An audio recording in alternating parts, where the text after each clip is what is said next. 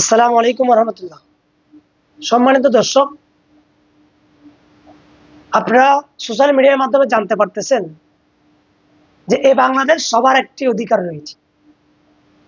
আমার যেরকম অধিকার, আপনার সেরকম অধিকার।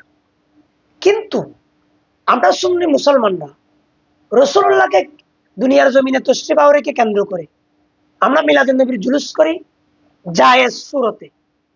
আমরা ইয়া নবী সালাম আলাইকা বলি, আমরা নারায়ে তাকবীর বলি, নারায়ে রিসালাত বলি, আমরা রসুল পাকের সানাহানি নাত পড়ি, আল্লাহর তুসবি পড়ি, আমরা জুলুস করি।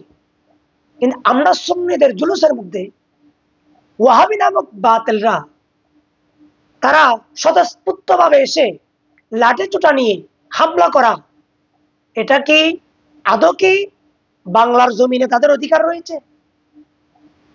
সিলেটের জমিনে হামলা করছেন, চট্টগ্রামে হামলা করছেন, এটা কতটুকু যুক্তিসম্পন্ন? আপনাদের যদি হিম্মত থাকে, কিতাব নিয়ে আসুন। আমরা এখনো প্রস্তুত, এখন পর্যন্ত প্রস্তুত যে মিলাদুন নবী জায়েজ, মুস্তাহাব, মুস্তাহাসান।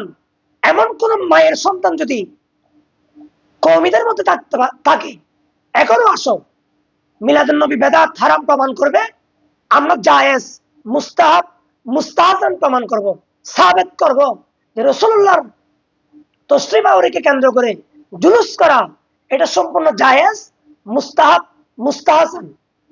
এটাকে ব্যঙ্গ করার, এটাকে না জায়েজ ফতোয়া দিয়ে, বেদাত ফতোয়া দিয়ে তারা আমাদের সাথে দুকাবাজি করে আমাদের জুলুসে হামলা করার এই অধিকার কাউকে দেওয়া হয়নি।